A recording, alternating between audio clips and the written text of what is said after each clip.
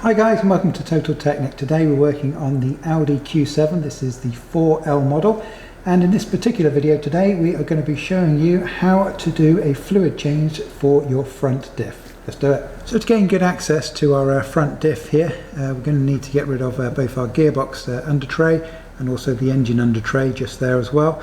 I've already filmed videos on how to remove both of these, so if you're unsure on how to get rid of those, we'll add links for you into the video description below, so you can just go down and check those two out if you need a little bit of help. But to gain the access we need, let's get these out of the way. So the first question is, how often should this fluid be changed? And on the Audi Q7 it's recommended that the front diff fluid, as well as the rear diff fluid and also the transfer case fluid, is changed somewhere between 80,000 and 90,000 miles. And obviously that can be reduced depending on your driving style. Now with regards to the capacity of fluid that you're going to need for the Audi Q7, depends on the year that your Q7 is.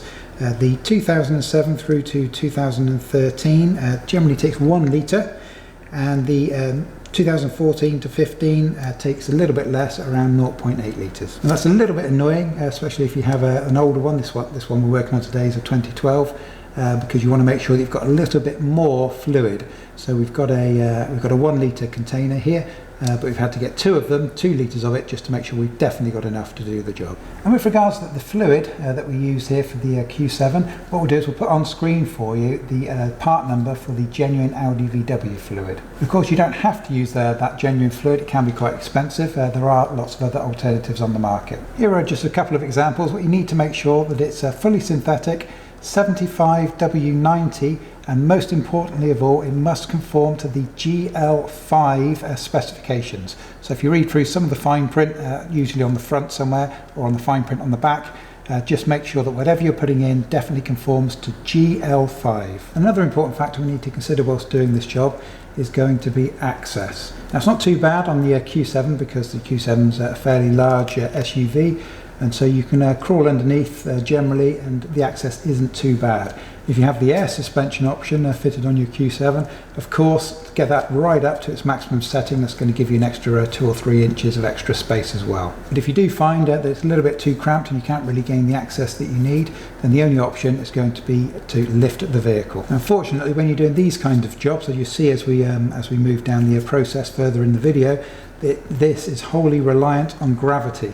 So when you do lift your car, what you can't do is just jack up the front of the car, because that's obviously going to throw the levels off for the gravity fill on this diff here. So instead, if you do need to lift the car, you need to lift the whole car evenly on all 4 corners. And obviously that's a lot easier said than done if you have something like a ramp or a lift. We appreciate if you're doing this job as a DIY job at home, you're not going to have a ramp or a lift available. So in that case, if you need to lift the vehicle, you're going to have to put it on axle stands so you can lift all 4 corners onto 4 axle stands. And that can be a bit of a pain, and often the job of actually lifting that car and getting it set onto axle stands can be harder than doing the actual refill itself. But unfortunately it is an essential step. You cannot do this with the car at an angle. It needs to be lifted evenly. But whatever your solution to get that done, please make sure you work safely. So looking at the front diff here, most obvious of all, right at the bottom here you've got a drain plug, and then also just up on the this is on the kind of front side, the front of the car's in this direction.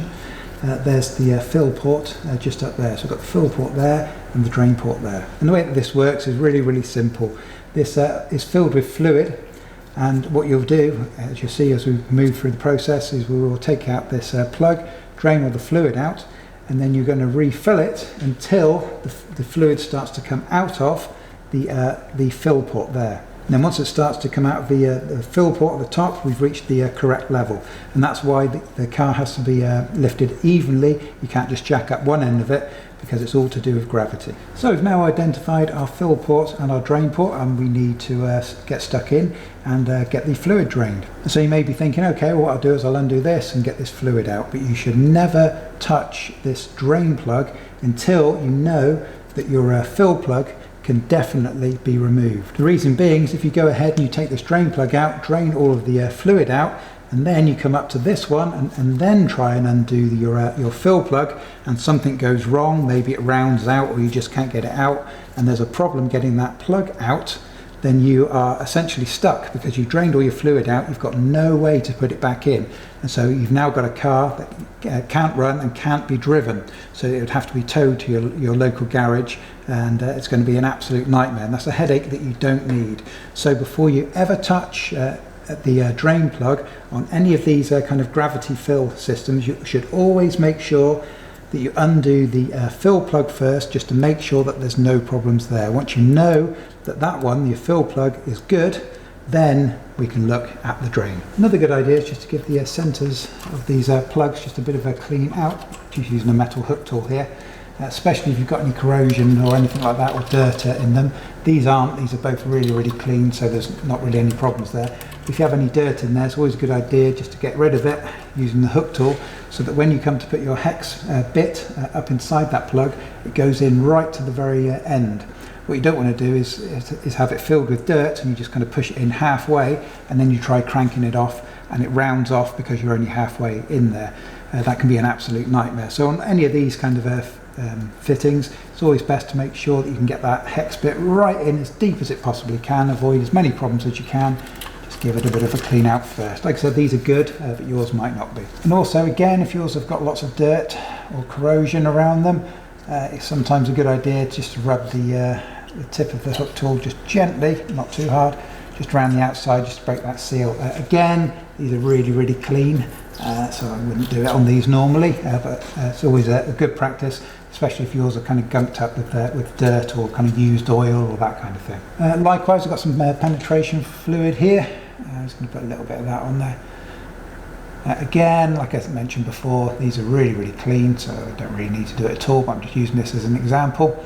Yours might not be clean, and that would just help crack off any kind of dirt. That helps seep in just a tiny bit, just around the edges just there. I'm using Plus Gas here. There are hundreds of different brands, things like Liquid Wrench and things like that, or even a little bit of WD-40. These aren't going to be stubborn, but if you think that yours are, a little quick spray of that beforehand might save you some time. So next thing we need to do is make sure that we can definitely remove the fill plug. Now, it's often the case, as with this Audi Q7 here, that access is not the best. So if you've got something fairly typical, this is a 3/8 here with my bit holder and my size 8 bit. That won't fit in the gap that we have up there. Now, thankfully I've got an extending 1/4 inch one, and I have a set of these really small stubby bits. These can come in really useful for when space is limited. You see it only takes up a fraction of the space. And I will add some links for you to these on Amazon if you're interested in buying a set of these. These are really useful for various jobs where space is limited. So if you are interested in these, please help support us. We'll add a link into the video description below for Amazon if these are of interest. Now, the Audi Workshop Manual always recommends that you change these plugs for brand new. They are both identical on our Audi Q7 here. We will put the part number on screen for these genuine ones. However, in reality, most people don't do that. They'll just reuse these old ones. But that said, of course, if you do come to remove these and you find that they are particularly rusty and you're scared that it's going to round out, then definitely don't put that back in. Definitely in that case, you want to buy yourself brand new ones. But if yours are in a very good healthy shape, as these ones are, then you can do as most people would actually do in reality, and they can reuse these. So now we've got the top plug loose, we know we're definitely good, so we can go ahead and remove our drain plug. Now obviously when you remove this, of course it's full of oil, and so once you remove it, oil's going to come pouring out. So make sure you've got your drip tray at the ready.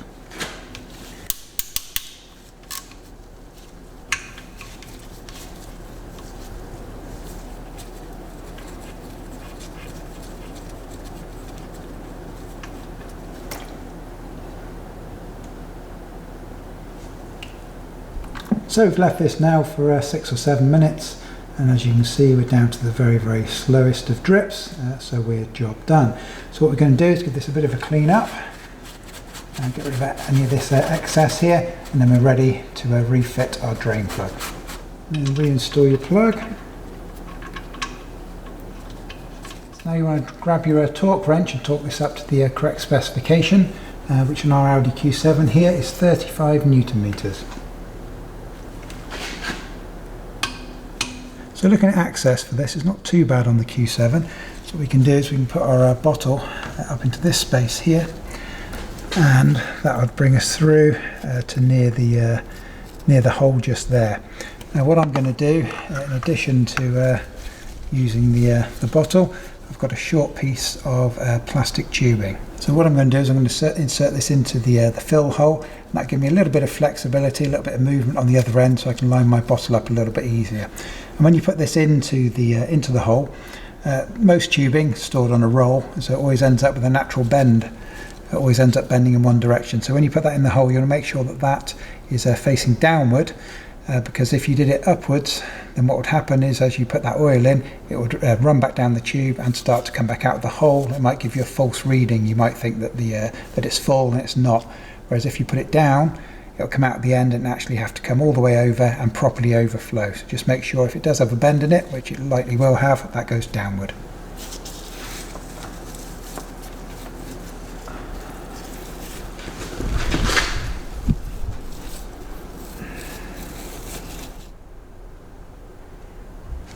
So now you just want to gently squeeze the bottle and start to fill the chamber back up. And so what we're looking for when we do this is we're looking for the fluid to start overflowing back out of the hole. Now your pipe may partially block that, so it's worth every now and again just give the pipe a little wiggle to make sure there's a little bit of space for it to come out if it's there. It's not quite there yet.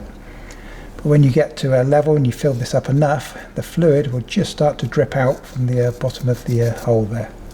Okay, just see, just got a drip coming down there. I've got a feeling it might be there. Let's have a look. Yeah, see, got a slow trickle of fluid coming out now. So we've hit the perfect level. So what I'm going to do is I'm just going to leave that. Should only take 30 seconds, maybe a minute, just so that drip just slows down. That'll mean we're at that perfect level. Now that's slowed down, I'm just going to pop the plug back in. A bit of a clean up. So now we need to grab our torque wrench and we need to torque this up to the same as the bottom one, 35 Newton meters. Now access is particularly tight. As you remember, I've got this out using this small bit on a little 1/4 inch wrench. My 1/4 inch wrench won't do the spec here, so I need to use a 3/8, so I'm on a slightly bigger torque wrench. So what I've had to do is I've had to go from a 3/8 adapter down to this little 1/4 inch 8mm here, and this just fits. However, the ones that we'll add a link to will be the proper 3/8 ones. So it'll be a 3/8, it'll be this bit here, but instead of being a 1/4 inch, you'll be able to attach it straight onto there. So the whole thing is probably be as long as just the silver thing. So with a set like that, you won't have the access problem. Here, we can just do it.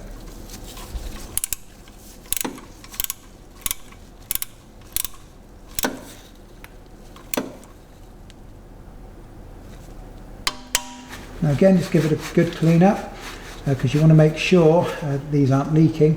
And so you want to get rid of any remnants of any of the previous fluid, so you don't want to confuse that with any potential new leaks. So get it bone dry, give yourself the best chance. So the next job, before you go ahead and put your undertrays back on, would be to take the car for a quick 10-minute drive and bring it back and stick your head back underneath here. You don't have to jack it all up again. Hopefully you'll be able to shine the torch or use a mirror tool. You want to get a good view of the two ports that you've been working on. Make sure you've got no signs of drips coming from those. If that's good, then you can go ahead and put the engine undertrays back on.